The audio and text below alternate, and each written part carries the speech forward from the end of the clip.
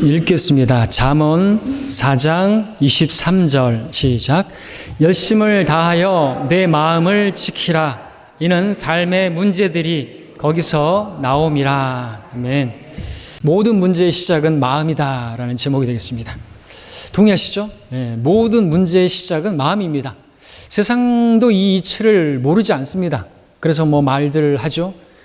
모든 것은 마음 먹기 나름이다. 말들 하기도 하고, 참을 인자 셋이면 살인도 면한다라는 말을 하기도 하죠. 그러니까 참고 이 마음을 지키고 그러면요 살인도 면한다는 거죠. 죄로부터 자기를 지킬 수 있는 거죠. 모든 삶의 문제, 교도소에 들어가지 않게 하는 그 방법, 마음을 지키는 것이었습니다. 마음을 지키는 것은 마치 고린도서 10장에서는 요새를 지키는 것과 같았죠. 거기서는 이제 우리가 요새가 깨어져야 되고 부서져야 되고 그리스도께 복종케 하는 내 생각과 내 마음의 모든 것들을 다 버리고 교만한 높은 스스로 쭉 세운 모든 높은 생각들을 다 무너뜨려야만 하나님의 그런 생각을 받아들이고 그 마음으로 살 수 있다라고 하는 것이지만, 우린 또한 이 요새와 같이 이 마음을 지키지 않으면 다 잃어버리게 되는 것입니다. 영적인 보화를 잃어버리게 됩니다. 영적인 삶을 잃어버리게 됩니다. 그래도 심판석에서 우리가 영원을 보상으로 받게 될 그 보상들을 다 잃어버리게 되는 거죠. 무엇 때문에요? 요새 내가 지켜야 할 마음을 지키지 않아서. 자, 여러분들 구원받은 성도들의 대부분의 문제가 무엇이라고 생각하십니까? 어떻게 사는 삶이 바른 삶인지 모르지 않아요. 알지만 그렇게 살고 싶지 않은 마음이 문제입니다. 성경 지식이 없는 게 문제가 아니에요. 성경 지식 많이 몰라도 어떻게 살아야 하는가 모르지 않습니다. 문제는 뭔지 아십니까? 그렇게 살 마음이 없는 거예요. 이 시간에 말씀을 전하지만 이 말씀이 아무런 의미가 없어요. 어떤 사람들에게요? 하나님 말씀대로 살고 싶은 마음이 없는 사람에게는요. 길가와 같이 딱딱한 밭을 가지고 있는 사람의 마음에는 이 말씀이 아무런 효과, 역사 없습니다. 그냥 울리는 꽹과리가 돼버리는 것입니다. 성경이 뭐라고 말씀하시는지, 나에게 어떤 삶을 요구하시는지 모르지 않습니다만 그렇게 하고 싶지 않은 마음이 문제인 것이죠. 구원받은 모든 성도들의 문제, 성경 지식이 적은 것이 문제가 아니라 마음이 올바르지 않은 것이 문제인 것입니다. 여러분, 지금 우리 잠언 4장 23절을 읽었는데 24절부터 27절까지를 제가 읽겠습니다. 그 다음 말씀드리죠. 24절부터 완고한 입을 내게서 제거하고 사악한 입술을 내게서 멀리하라. 내 눈으로 바로 보게 하며 내 눈꺼풀로 내 앞을 곧게 보게 하라. 내 발이 가는 길을 잘 살펴 내 모든 길을 굳게 세우라. 오른편이나 왼편으로 돌이키지 말고 내 발을 악에서 떠나게 하라. 자, 이 말씀들을 보게 되면 우리가 행하는 모든 죄들, 우리의 삶의 문제들이 나오고 있는 것을 볼 수 있습니다. 우리는 완고한 입, 사악한 입술의 문제를 제거해야만 합니다. 멀리해야만 합니다. 눈과 눈꺼풀을, 이 문제를 해결해야 되는 것입니다. 특별히 설교를 듣는 이 시간에 이 눈꺼풀을 해결해야 되는 것입니다. 이 내려오는 눈꺼풀은 천하장사도 못 들어올린다고 하지만 하나님의 말씀은 능력이 있어서 살아있어서 눈꺼풀도 들어올리게 만들 수 있고, 눈을 부릅뜨고 받을 수가 있는 것입니다. 문제는 뭡니까? 하나님의 말씀으로 받지 않는 게 문제죠. 하나님의 말씀으로 들을 수 있는 마음의 준비가 안 되어 있는 것이 문제인 것입니다. 제 말로 들으면 아무것도 눈꺼풀은 계속 내려올 뿐이겠죠. 자, 그리고 또 우리 발을 악에서 떠나게 해야 하는데, 이 모든 것들이 실제적인 우리 삶의 문제들인데 이 문제들이 지금 나오고 있는데 어디서 비롯된 거다라고 말하고 있습니까? 그 답을 23절에서 말씀하고 있는 것입니다. 열심을 다하여 마음을 지키지 않으면 이런 악한 일들이, 완고한 입으로 말을 하게 되고 사악한 입술로 막 떠들게 되고, 이 눈은 다른 것을 쳐다보게 되고, 눈꺼풀은 그냥 계속해서 감기고 설교 시간에도 졸게 되고, 자꾸만 다른 헛된 것을 바라보게 되고, 발은 내가 원하는 대로 막 가게 되고, 오른편이나 왼편이나 하나님께서 원하시는 길을 가지 않게 되고 악으로 가게 되고, 원인이 어딘 줄 아십니까? 모든 것의 시작은 마음을 지키지 않았기 때문에 그래요. 이 마음을 내버려 두면은 거기로 가는 거예요. 내 마음이 무엇을 생각하느냐, 그것을 생각하는 곳으로 가게 되는 거예요. 마음을 지키지 않은 게 문제라는 것이죠. 마음. 이거는 너무나도 중요해서 계속해서 정말 한 달에 한 번씩 설교해도 이거는 지나치지 않은 주제인 것입니다. 자, 열심을 다하여 내 마음을 지키라. 이는 삶의 문제들이 거기서 나옴이라 말씀하고 있습니다. 열심을 다하여 지켜야 할 분명한 이유가 있죠. 그렇지 않으면 이 삶의 문제, 영어로 이슈, 문제들이죠. 근데 킹잼 성경을 번역했다고 하는 이 정동수 목사의 흠정력을 보게 되면 열심을 다하여 내 마음을 지키라. 생명의 근원이 거기에서 나옴이라. 무슨 소리죠? 생명의 근원, 생수의 근원은 하나님 아닙니까? 열심히 다해서 마음을 지키지 않으면 하나님이 나오는 거예요? 어디서 그렇게 번역했는 것인가? 개혁성경 개혁 개정판을 보니까 무릇 지킬 만한 것 중에서 내 마음을 지키라. 생명의 근원이 이에서 남이라. 개혁성경을 따라 한 것이죠. 표절한 것이네요. 자, 불확실한 나팔을 부는데 어찌 전쟁 준비를 할 수 있겠습니까? 불확실한 나팔을 부르고 있는 거예요. 성경이. 이 성경입니까? 열심을 다해 지켜야 할 이유는 삶의 문제가 거기서 시작되기 때문에 그렇습니다. 예, 우리 마음이 그렇게 요새처럼 지켜져야 할 요새인데 그걸 다 무너뜨리게 만드는 것이죠. 무슨 소리를 하는지 모르는 것입니다. 마음을 지키지 않아서 그 마음이 요새가 다 무너져 버리면 마귀가 들어와서 점령해 버리는 것입니다. 자, 우리와 우리의 삶을 더럽게 만드는 것, 마음에서부터 비롯된다고 주님께서 말씀하셨죠? 말씀하시기를 입에서 나오는 것들은 마음에서부터 나오나니 이것들이 사람을 더럽히느니라. 마음에서는 악한 생각과 살인과 간음과 음행과 도둑질과 거짓 증언과 모독이 나오느니라. 마태복음 15장 18절 19절이죠. 마음에서부터 나오는 것이 그 사람을 더럽힌다고 말하고 있습니다. 모든 그 삶의 문제들의 시작은 마음에서 비롯된다고 말씀하시는 것이죠. 누가복음 4장 6장 45절에서도 선한 사람은 마음에 쌓은 선한 보화에서 선한 것을 내고 악한 사람은 마음에 쌓은 악한 보화에서 악한 것들을 낸다고 말씀하고 있습니다. 모든 게 마음에서 시작된다고 말씀하고 있는 것이죠. 자, 오늘 말씀을 통해서 마음을 지키는 일이 얼마나 중요한 것인지, 그리고 그 마음을 우리가 지키는데 무엇으로 지켜야 되는지, 우리 마음에 무엇이 있어야 하는가에 관한 말씀을 오늘 듣고자 하는 것입니다. 자, 성경은 분명히 신약 성경에서 우리가 구원을 받을 수 있는 유일한 근거는 예수 그리스도를 마음에 믿으면 구원을 받으리라 말씀하고 있습니다. 로마서 10장 9절 10절이죠. 두 번이나 걸쳐서 마음에 믿으면 구원을 받으리라. 이는 사람이 마음으로 믿어 의에 이르고 입으로 고백하여 구원에 이르기 때문에 두 번에 걸쳐서 마음에 믿는. 그러니까 그 10절에서 입으로 고백하기 전에 입으로 고백할 수 없는 사람들도 있잖아요. 산소호흡 마스크를 쓰고 있는 사람들도 있잖아요. 그럼 그 사람들에 가지고 중환자실에서 우리가 예수님을 영접하시겠습니까? 눈을 껌뻑 버려보시라고, 손을 좀 만져보시라고, 그 마음으로 믿으시면 구원받는 거라고 말을 할 수 없는 사람들은 구원받을 수 있어요. 중요한 게 뭔지 아십니까? 마음이라는 것이죠. 마음으로 믿었습니까? 구원받은 거예요. 정말 구원받았습니까? 마음으로? 그러면 그 마음으로 하나님을 사랑하게 되는 거예요. 하나님이 첫째가 하는 큰 계명, 내 마음을 다하고 생각을 다하고 힘을 다해 하나님을 사랑하라. 지나치게 너무나 무거운 부담스러운 계명이 아닌 거예요. 진정 마음으로 믿었다면 하나님을 예배하는 거, 하나님을 사랑하는 거, 하나님을 존중하는 거, 하나님을 찬양하는 거, 이건 너무나 가볍고 쉬운 것이죠. 여러분, 이게 짐이 되셨어요? 교회 나오는 게 무겁습니까? 주님의 그 계명이 형제를 사랑하라는 것이 너무나 무거운 계명입니까?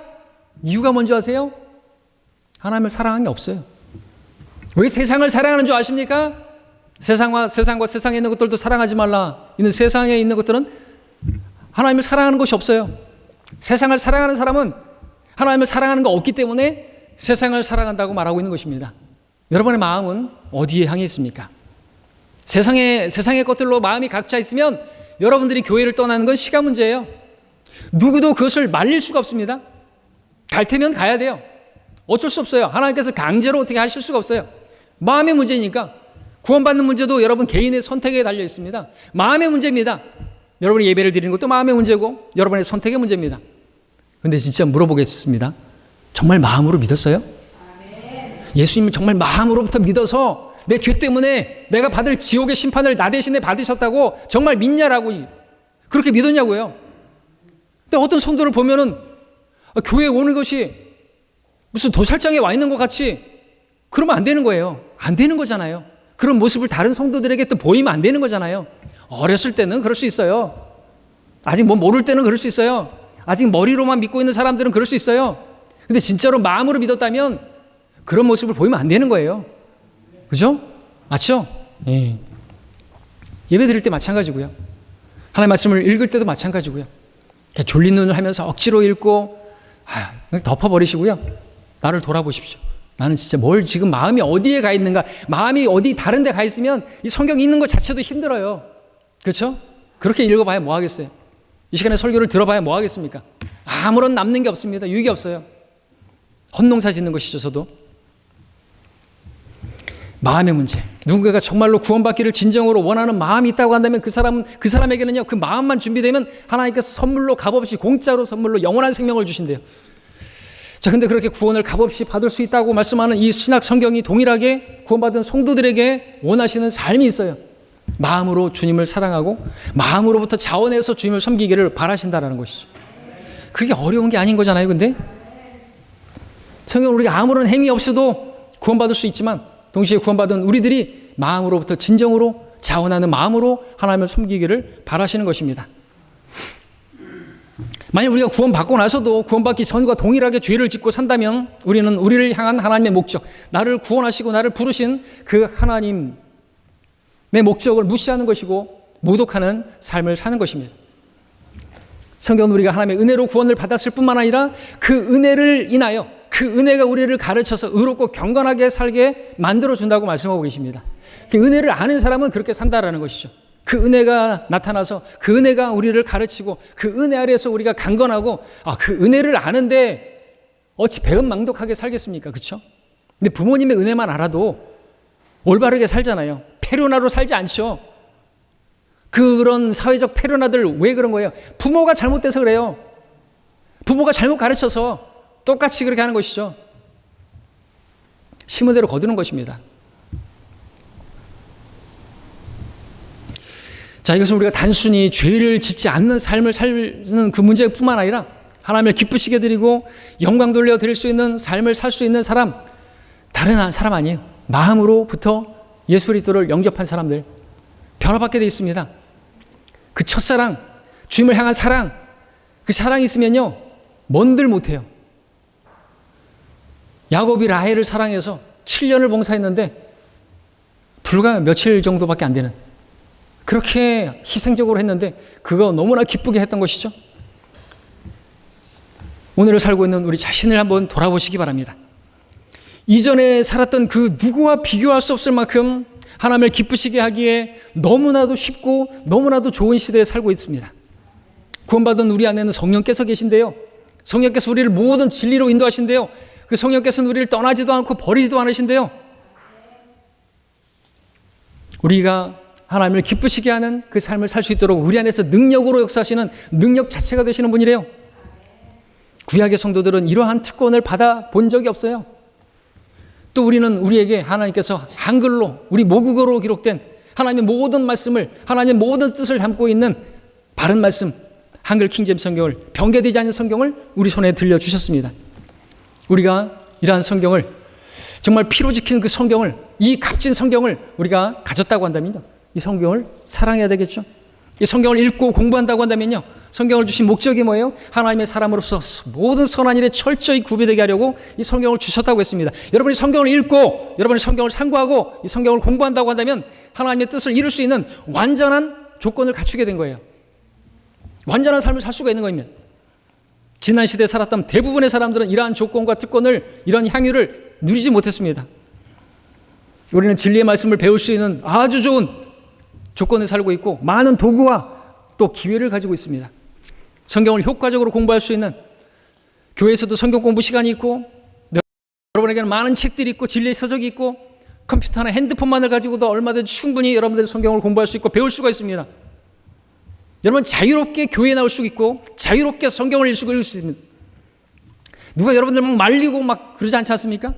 여러분 자유롭게 아직까지는 복음도 전할 수 있어요. 앞으로 조금 있으면 복음도 자유롭게 못 전하는 그 시대가 와요. 넘치는 기회들이 있다는 것이죠. 여러분은 넘치게 여러분들이 기도 모임 가질 수도 있고 성도들끼리 모임도 자유롭게 가질 수 있고 정말로 넘치게 섬길 수가 있는 것이죠. 이러한 자유, 지난 시대에 대부분의 성도들이 누리지 못했던 그런 기회고 그런 자유인 것이죠. 지금도 그런 것들을 다 누리고 있지 못하는 사람들이 얼마나 많은지 몰라요. 북한의 어떤 지하교회 성도들의 그 편지를 읽은 적이 있는데 눈물이 납니다. 마음껏 찬양 부르고 싶대요. 근데 우리는 립 서비스하고 있어요.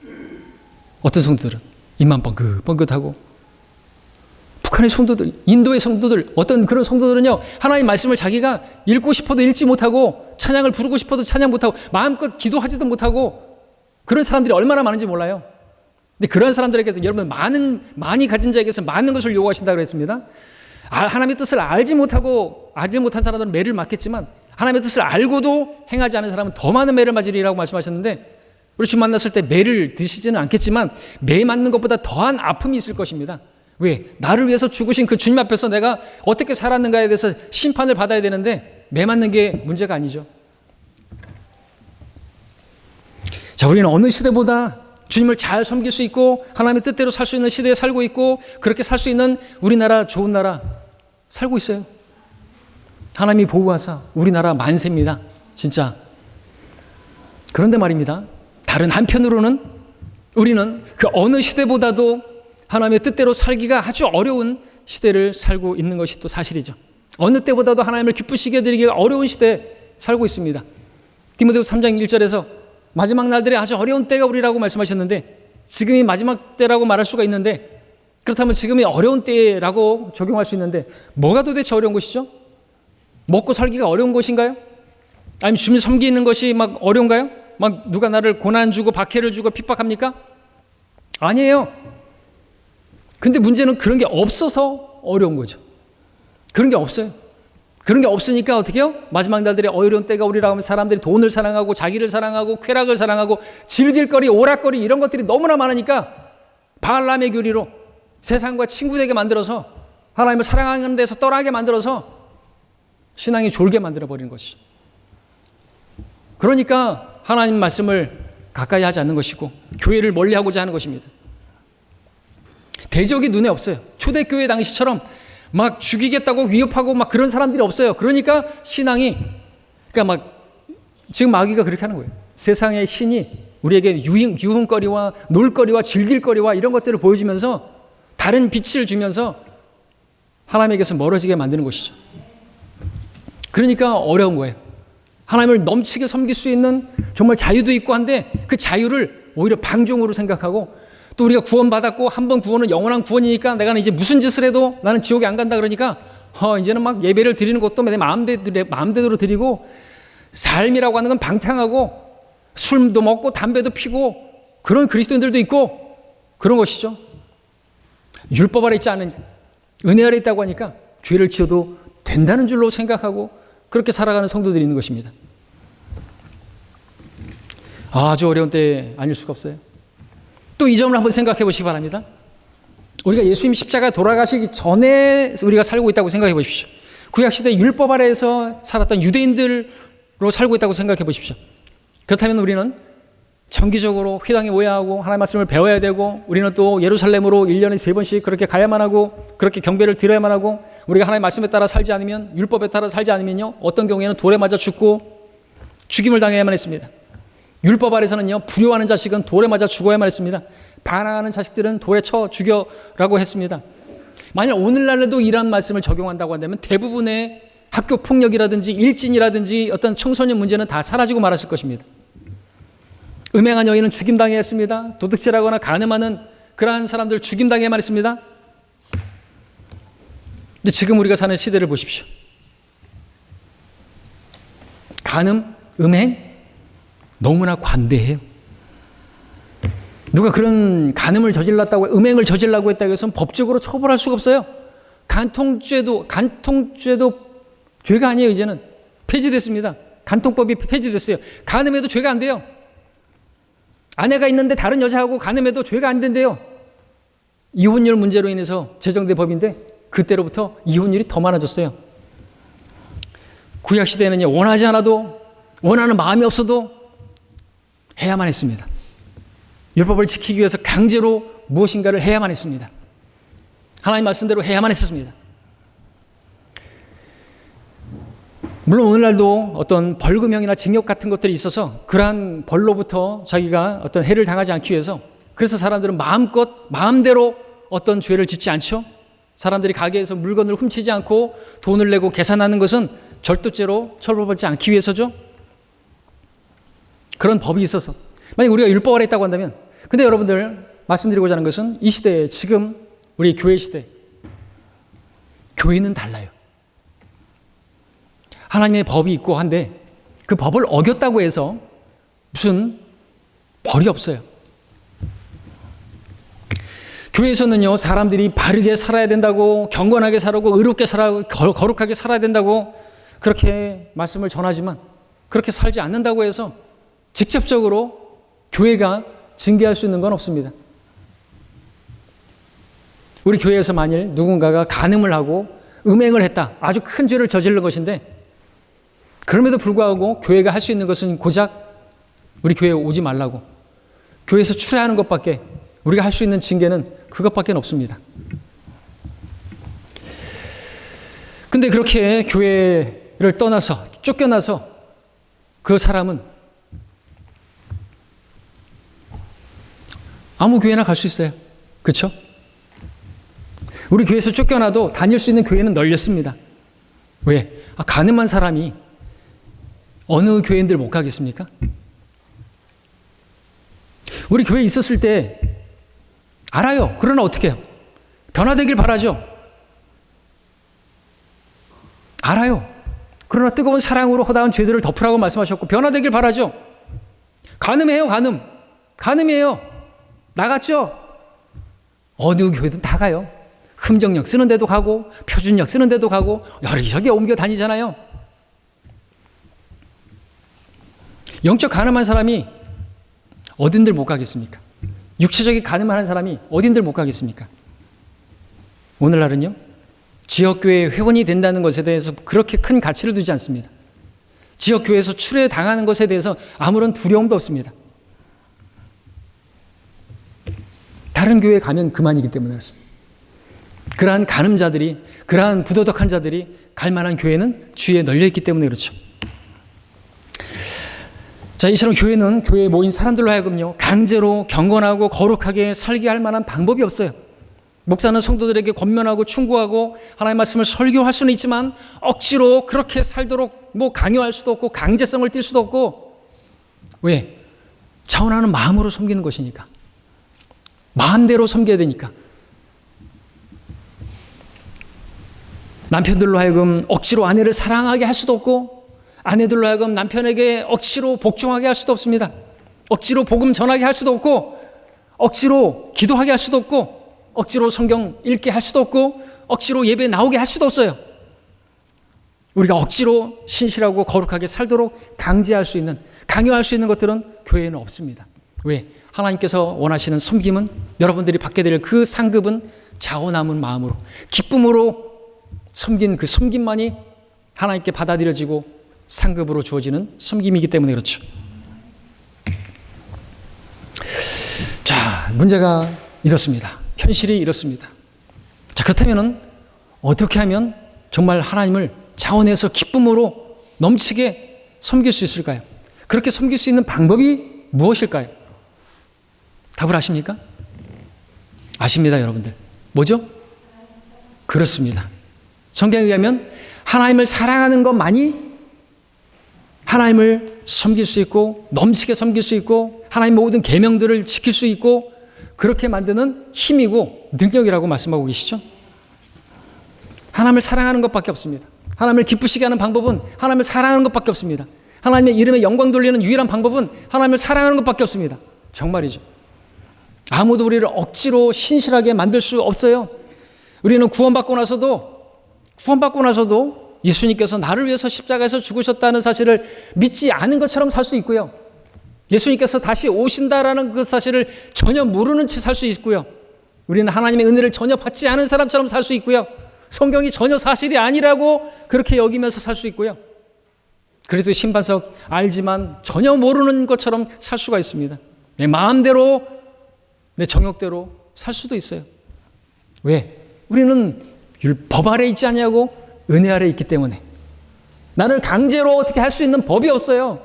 은혜 아래 있기 때문에. 그러나 성경은 우리가 그 은혜 아래 있으니까 죄를 지어도 된다는 말이냐? 근데 어떤 성도들은 실제로는 죄를 짓고 살아요. 마음대로 살아요. 왜 문제가 뭔지 아십니까? 그 마음이 올바르지 않은 것이죠. 그 마음이 하나님을 사랑함이 없어요. 그럼 내 마음대로 하겠다는데, 내 마음대로 예배드리겠다는데, 내가 원하는 대로 내가 즐기겠다는데 어떻게 하겠어요? 무지하면 무지한 대로 내버려 둬야죠. 심은 대로 거둘 것이다. 그것밖에 없어요.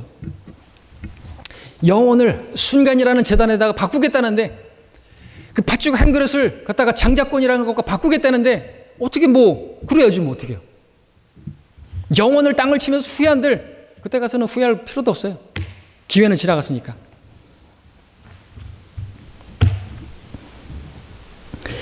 하나님도 우리를 강제로 의롭게 살고 경건하게 살게, 하나님의 뜻대로 살게 만들 수 없습니다. 우리가 의롭게 살고 하나님의 뜻대로 살 수 있는 유일한 방법은 하나님을 사랑하는 마음이, 그 마음을 갖는 것밖에는 없는 것이죠. 여러분, 하나님을 사랑하는 마음만 있으면요, 우리는 감히 예수님처럼 살 수 있습니다. 예수님께서는 하나님을 사랑했습니다. 예수님께서 말씀하셨습니다. 너희가 나를 사랑하면 내 계명을 지킬 수 있다. 그 계명은 무거운 것이 아니라 원수 같은 형제도 사랑할 수 있다. 허다한 죄들을 덮을 수 있다. 말씀하고 계십니다. 그걸 어떻게 해요? 저렇게 밉고 그런 성도를 어떻게 사랑할 수 있어요? 할 수 있어요. 하나님 사랑하면. 하나님 사랑하면 형제도 사랑할 수 있습니다. 하나님을 사랑하는 사람은 그분의 말씀대로 살고요. 하나님을 사랑하지 않는 사람은요, 그분의 말씀대로 절대로 못 살아요. 살지 않아요. 왜? 살 마음이 없으니까.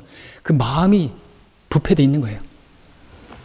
어렸을 때는 부모님 때문에 억지로 교회에 다닐 수는 있지만 성인이 돼서 누구도 강제로 자녀들을 교회로 이끌어 올 수는 없습니다.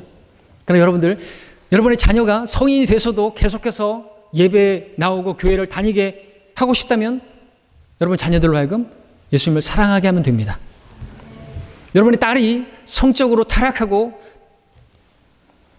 또 부도덕하고 그렇게 살지 않고 순결하게 깨끗하게 자라나기를 원하신다고 한다면 방법은 다른 게 없어요. 윽박지른다고 되는 게 아닙니다. 하나님을 사랑하게 하면 되는 것입니다.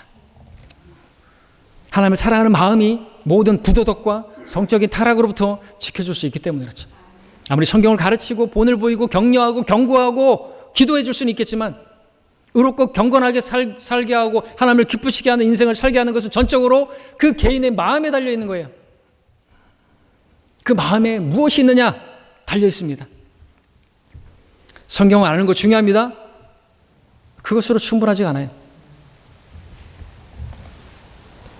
성경을 알아도 별짓을 다 할 수 있어요. 성경을 알아도 복음 안 전할 수 있고요. 성경을 알아도 기도하지 않을 수 있고요. 11조 하지 않을 수 있고요. 성도들 섬기지 않을 수 있고요. 봉사하지 않을 수 있고요. 마음이 변화를 받지 않는다면 우리는 어떻게 살아야 하는지 알아도 우리의 인생은 달라지는 것이 없습니다. 문제는 마음에 달려 있습니다. 마음이 달라지면 삶이 달라집니다. 모든 문제는 마음에 하나님을 사랑하는 게 있는지 없는지에 달려 있는 것이죠. 우리 함께 로마서 13장 9절을 보겠습니다. 제가 읽겠습니다. 이는 이것 즉 너는 간음하지 말지니라, 너는 살인하지 말지니라, 너는 도둑질하지 말지니라, 너는 거짓 증거하지 말지니라, 너는 탐되지 말지니라 한 것과 그 외에 다른 계명이 있을지라도 이 말씀으로 모두 요약될 수 있음이니 즉 너는 내 이웃을 내 자신과 같이 사랑하라는 것이라고 했습니다. 자, 이웃을 사랑하게 되면요, 구차하게 간음하지 마라, 살인하지 마라, 그 이웃을 죽이지 마라, 이웃을 어떻게 해하지 마라, 이건 두말하면 잔소리라는 것입니다. 그런데도 왜 이웃을 사랑하지 않는 것입니까? 왜 그런 죄를 짓는 것입니까? 예, 이웃을 사랑하지 않기 때문이죠. 왜 이웃을 사랑하지 않는 것입니까? 하나님을 사랑하지 않기 때문인 것입니다. 하나님을 사랑하지 않으니까 하나님과의 관계에 문제가 있으니까 주위의 사람들과도 문제가 생기는 것이죠. 여러분 로마서 6장도 보겠습니다. 로마서 6장 13절로 17절까지를 교대로 읽겠습니다.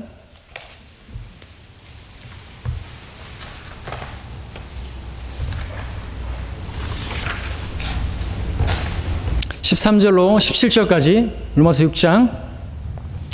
또 너희 지체를 불의의 병기로 죄에게 내어주지 말고 다만 너희 자신을 죽은 자들로부터 살아난 자들처럼 하나님께 드리며 너희 지체를 의의 병기로 하나님께 드리라. 죄가 너희를 주관하지 못하리니 이는 너희가 율법 아래에 있지 아니하고 은혜 아래에 있기 때문이라. 그런즉 어떻게 하리요? 우리가 율법 아래에 있지 아니하고 은혜 아래에 있으니 죄를 지어도 된다는 말이냐? 결코 그럴 수 없느니라. 너희가 자신을 종으로 들여 누구에게 순종하든지 너희가 순종하는 자의 종이 되어 죄의 종으로 사망에 이르든지 혹은 순종의 종으로 의에 이르는 줄 알지 못하느냐. 하나님께 감사드리는 것은 너희가 죄의 종이었으나 너희에게 전하여 준 교리의 본을 마음으로부터 순종하여, 저와 여러분들이죠, 마음으로부터 순종하여 우리는 예수 그리스도를 영접한 것입니다. 그 사람은 마음대로 이제 살지 않아요. 마음의 변화를 받은 것인데요, 사도 바울은 지금 로마서에서 은혜 아래에 있는 성도들에게 이 글을 쓰고 있습니다. 무엇을 말하는 것입니까? 그들의 손은 그들의 것이기 때문에 무엇이든지 마음대로 할 수 있습니다. 그들의 발도 그들의 것이기 때문에 그들이 원하는 대로, 원하는 곳에 그 발로 마음대로 갈 수가 있어요. 그들의 눈도 그들의 것이기 때문에 원하는 마음대로 볼 수가 있습니다. 그들의 인생도 그들의 것이기 때문에 마음대로 살 수도 있어요. 마음이 죄로 가득 차 있다면 죄를 지을 것입니다. 그러나 마음이 예수님으로, 하나님으로 가득 차 있다고 한다면, 말씀으로 채워져 있다고 한다면 의롭게 경건하게 살겠죠? 구원받았다고 해서 자동적으로 의롭게 사는 것은 아닌 것입니다. 물론 죽으면 하늘나라 가는 것은 동일하겠지만 이 세상에서 자동으로 의롭게 살게 되는 것은 아닌 것이죠. 여러분, 지금 여러분의 마음은 무엇으로 채워져 있습니까? 무슨 생각으로 지금 살고 있습니까? 로마서 6장이 말씀하는 문제의 본질은 옳은 일을 하느냐, 잘못된 일을 하느냐, 그것이 아닙니다. 문제의 본질은 바른 마음이냐, 올바른 마음이냐, 그것을 짚고 있는 것이죠. 마음이 무엇으로 가득 차 있느냐, 자신을 사랑하는지 하나님을 사랑하는지 누구를 사랑하느냐가 문제의 본질인 것입니다. 여러분의 마음이 있는 곳에 여러분의 발이 가게 될 것이고, 여러분의 마음이 원하는 것을 여러분의 눈이 보게 될 것이고, 여러분이 마음이 원하는 것을 여러분의 귀가 듣게 될 것입니다. 여러분의 마음에 의해서 다 컨트롤되고 조정되어서 여러분이 마음이 원하는 것을 듣게 되고, 여러분의 귀가 그리로 가고, 눈이 그리로 가고, 입이 가게 될 것이고, 만지게 될 것이고, 발이 거기로 가게 될 것이다 라는 것이죠. 여러분의 마음은 도대체 어디에 있는 것입니까? 여러분 마음은 무엇으로 채워져 있는 것입니까? 여러분의 마음이 변화를 받지 않는다면, 이 시간 말씀을 통해서 여러분의 마음이 또 생각이 변화를 받지 않는다고 한다면 여러분의 말이나 행동이나 여러분의 삶에는 어떤 변화도 있지 못할 것입니다. 여러분이 하나님의 뜻대로 살려고 하지 않으면 하나님도 여러분을 강제로 그렇게 살게 할 수가 없습니다. 그래서 하나님께서 여러분에게 바라시는 것은 여러분의 마음입니다. 내 마음을 내게 다오. 그런데 하나님께서는 우리를 마음으로만 사랑한 게 아니라 몸으로 사랑하셨어요. 그분께서 나를 사랑하시기 위해서 몸을 입으시고 인간의 몸을 입고 오셔서 나를 위해서 행하신 그 일을 모르지 않는다면 그 마음이 다른 데 가 있어서는 안 되지 않겠습니까?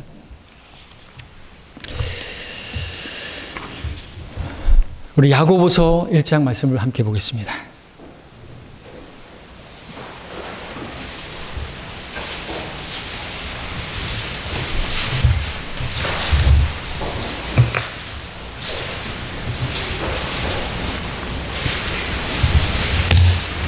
야고보서 1장 12절 13절을 교대로 읽겠습니다. 시험을 견뎌내는 자는 복이 있도다. 이는 그가 시련을 거친 후에 주께서 자기를 사랑하는 자들에게 약속하신 생명의 면류관을 받을 것이기 때문이라. 누구든지 시험을 받을 때 나는 하나님을 시험을 받는다 말하지 말지니 하나님께서는 악으로 시험을 당하지 아니하시고 또 그분 자신이 아무도 시험을 하지 아니하시기 때문이다. 네, 여러분 이 말씀을 의미하는 바를 아시죠? 수련회 때도 강의를 했고 설교도 말씀을 드렸고 했는데 너무나 중요한 말씀입니다. 이걸 예를 들면 아주 쉽죠? 사랑의 문제입니다. 주께서 자기를 사랑하는 자들에게 면류관을 주시는 거죠. 그 시험에서 이길 수 있는 사람이 누굽니까? 한 예를 들어서 한 남편이 있습니다. 아내를 둔 남편이 있습니다. 이 남편이 저 해외 출장을 갑니다. 죄의 도시로 갑니다. 근데 거기에서 한 음탕한 여자가, 술집 여자가 이 남편을 유혹합니다. 그때 그 남편이 받는 시험은 어떤 거죠? 육신의 정욕입니까? 안목의 정욕입니까? 그런 게 아닙니다. 아내를 사랑하는지에 대해서 시험을 받는 거예요. 진짜 아내를 사랑한다 그러면요, 아무리 그런 유혹하는 여자가 그렇게 꼬리를 쳐도 이건 시험이 안 되는 거예요. 그런 아내를 사랑하지 않으면요, 유혹해 오지 않아도 자기가 유혹하러 가죠. 술집으로. 그 남편을 간음이라는 죄로부터 지켜줄 수 있는 것은 지금은 간통법도 폐지돼가지고 그 남편을 간음으로부터 지켜줄 수 있는 법이 없어요. 그 아내를 사랑하는 그 사랑이 그를 시험으로부터 모든 시험에서 이기게 하는 그러한 법이죠. 사랑의 법이죠. 하나님을 사랑하는지 모든 시험은 그래요. 우리가 당하는 모든 시험은요, 하나님을 사랑하는지에 대한 시험이고요. 마귀가 우리에게 시험을 하는 목적은요, 우리가 죄를 짓고 안 짓고 거기에 관심도 없어요. 사실 따지고 보면 그 죄를 짓고 안 짓고는 그 죄의 문제도 아니에요. 사실은 본질은 뭔지 아십니까? 하나님을 사랑하는지에 대한 문제라는 것이죠. 그것을 통해서 하나님의 사랑에서 멀어지게 만드는 게 목적이에요. 세상을 사랑하게 만들어서요, 하나님에게서 멀어지게 만드는 거, 하나님을 사랑하지 않게 만드는 거, 그것만 할 수 있다고 한다면 다 무너뜨리니까 그 마음에서 하나님의 사랑만 떼어내버리면요, 끝나는 거예요. 그냥 불신자하고 똑같이 살아가는 거예요. 그러면 하나님의 계획은 다 끝나버리는 거예요. 더 이상 부활의 증인도 없어요. 복음 전하는 사람도 없어요. 교회는 끝나버려요. 텅텅 비어버려요. 그러면 이제 마귀가 기뻐하는 거죠. 주님을 위해서 뭘 할 수 있는 사람이 없으니까 다 지옥 가는 겁니다. 마귀가 윈하는 것이죠.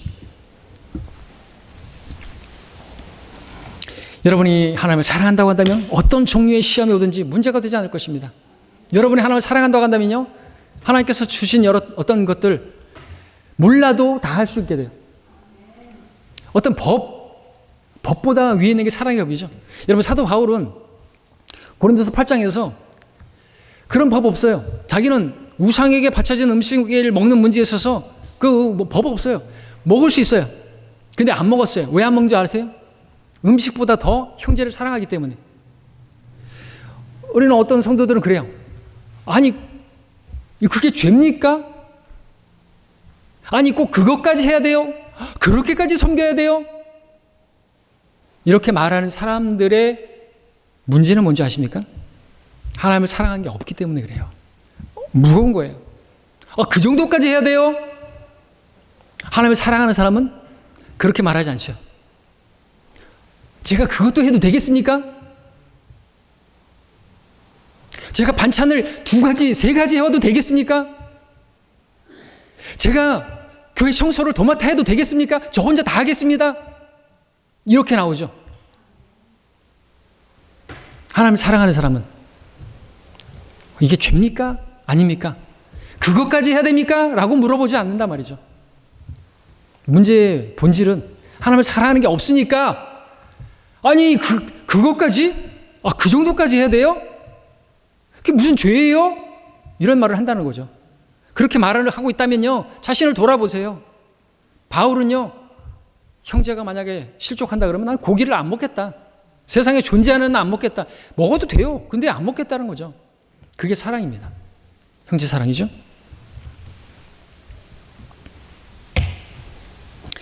자, 우리는 이 땅에서 예수 그리스도와 정운한 사이인데 마음이 다른 데가 있으면 어떻게 되겠습니까? 우리가 마음으로부터 이미 간음을 해도 간음한 거라고 성경 말씀하고 있습니다. 예수님께서 우리를 위해서 피 흘리시고 자신의 생명을 내어주셨는데 우리는 언젠가 그분과 아내와 남편 사이에 그 친밀한 관계로 영혼을 보내게 될 그러한 교제를 가지게 될 사람들인데, 근데 우리가 이 땅에 있는 동안, 본향에 이르기 전에 이 타국 땅에 있는 동안 다른 것에 마음에 빼앗기고 있다고 한다면 우리는 가능한 것이 되는 것입니다.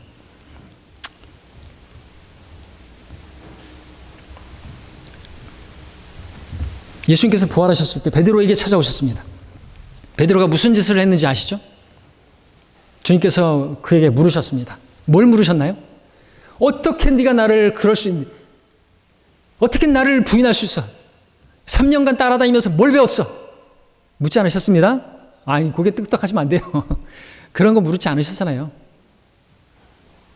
네가 어떻게 나를 부인할 수 있니? 묻지 않으셨습니다.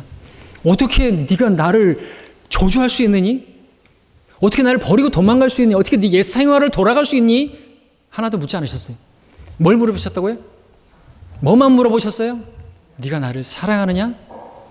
사랑이 없으니까 그 짓거리도 하고 저 짓거리도 하고 예수님을 팔아먹기도 하고 예수님을 부인하기도 하고 저주하기도 하는 뭔 짓을 다 해요. 사랑이 없으니까.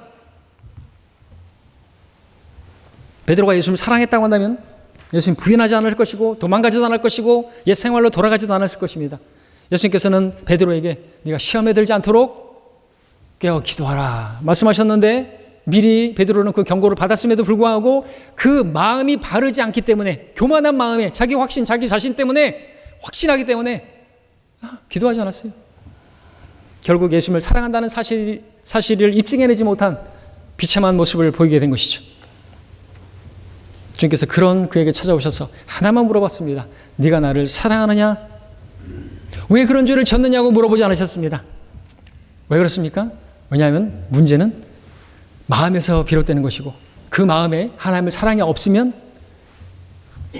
자기를 위해서 십자가를 지신 그 주님마저도 부인하고 별짓을 다 한다니까요. 우리로 하여금 바르게 살게 강권하는 것은 어떤 법이 아닙니다. 율법이 아닙니다. 그리스도의 사랑입니다. 마지막으로 고린도후서 5장을 보겠습니다. 읽고 정리하겠습니다.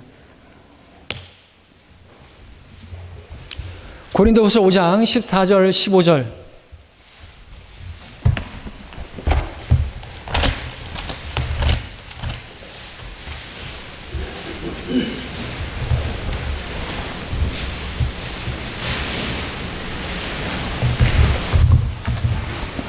14절 15절을 교대로 읽겠습니다.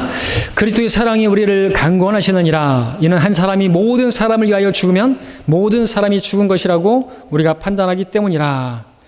그가 모든 사람을 위하여 죽으신 것은 산 자들이 이제부터는 더 이상 자신들을 위하여 살지 않고 자기들을 위하여 죽었다가 다시 살아나신 그분을 위하여 살게 하려는 것이라. 아멘. 자, 이 말씀을 하기 전에 10절에서는 그리스도의 심판석 앞에 우리가 반드시 설게 될 것이고 우리가 선이든지 악이든지 각자 자기가 행한 것에 따라서 자기 몸으로 행한 것들을 받을 것이라고 말씀하셨죠. 그리고 이 11절에서는 그러한 심판석을 우리가 주의 두려우심이라고 말하고 있습니다. 테러입니다. 영어로. 공포 그 자체의 자리가 되겠죠. 권유하는 것입니다. 자, 우리가 그리스도의 심판석 앞에 서게 될 것인데 그리스도 심판석을 가장 잘 대비하는 유일한 방법은 무엇입니까? 사도 바울은 그리스도의 사랑이 우리를 강권하시느니라 14절에서 말했던 것이죠. 그리스도의 사랑이 우리로 하여금 그리스도의 심판석을 잘 대비하게 만드는 것이죠. 다시 말씀드리지만 누구든지 예수님을 자신의 구원자로 받아들이면 구원을 받습니다. 하지만 구원받았다고 자동으로 하나님의 뜻대로 살게 되는 것은 아닙니다. 여러분이 하나님의 뜻대로 하나님을 기쁘시게 하는 삶을 살고 다른 사람들에게 도움이 되고 그러한 축복이 되는 통로의 삶을 살 수도 있습니다. 그러나 그렇게 살 수 있는 방법은 여러분 마음이 예수 그리스도에 대한 사랑과 그분의 사랑으로 가득 차 있을 때만이 가능합니다. 여러분이 하나님의 뜻대로 사는 것이 쉬울 수도 있고 어려울 수도 있습니다. 여러분의 마음이 예수님으로 그 사랑으로 가득 차 있다고 한다면 그것은 너무나 쉬울 것입니다. 그러나 그 사랑이 없다고 한다면 어려울 것입니다. 아니, 그것은 불가능에 가깝습니다. 주님께서 그래서 우리에게 첫째가는 큰 계명으로 주신 것이죠. 새 계명으로 주신 것이죠. 첫째가 하나님을 사랑하는 것이고 그 다음에 형제를 사랑하는 것입니다. 첫째가는 큰 계명의 첫 번째는 뭡니까? 하나님을 사랑하는 것인데 무엇보다 마음을 다하여 먼저 시작되고, 그럴 때 우리 혼이, 그리고 우리의 몸이, 우리의 어떤 그 힘이 따라올 수가 있기 때문에 마음이 가장 먼저 나오는 것입니다. 여러분으로 하여금 이 세상에서 하나님의 뜻대로 살게 하는 그 문제는 여러분의 마음에 달려 있음을 기억하시길 바랍니다. 아무도 여러분 억지로 예수님 위해서 살게 하실 수 없습니다. 교회도 목사도 그렇게 할 수 없어요. 여러분이 책임져야 됩니다. 그리고 심판석에서 왜 그렇게 살아야 했는지 우리는 설명해야 되는 것이죠. 그래서 우리가 준비해야 됩니다. 묻고 싶은 건 그겁니다. 여러분의 마음은 지금 무엇으로 채워져 있는 것인가 이거죠. 세상에 너저분한 것들, 다 불태워 없어져 버릴 것들로 가득 차 있는 것인가, 아니면 그분의 말씀으로, 그분에 대한 사랑으로 채워져 있는가 돌아보시기 바랍니다. 주님께서 이 시간 여러분에게 물으신다면 뭐라고 대답하시겠어요? 아무개야, 네가 나를 사랑하느냐 물으신다면 대답하실 수가 있으시겠습니까? 대답하실 수 있기를 바랍니다. 기도하겠습니다.